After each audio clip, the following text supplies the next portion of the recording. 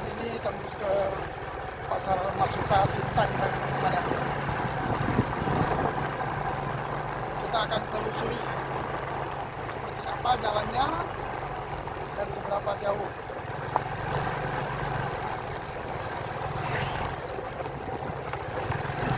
Jalannya masih agak jelek, teman-teman.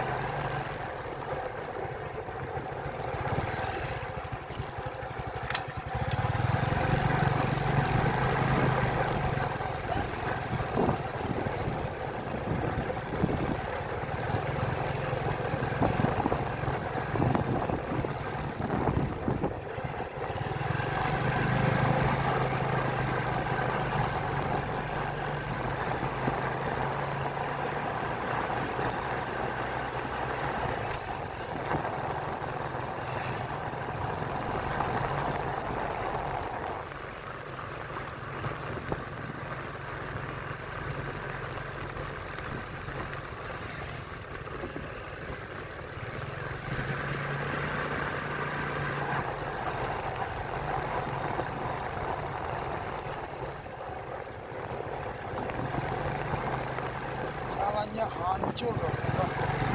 Ini kalau musim hujan nih, aduh, nggak bisa dibayangkan.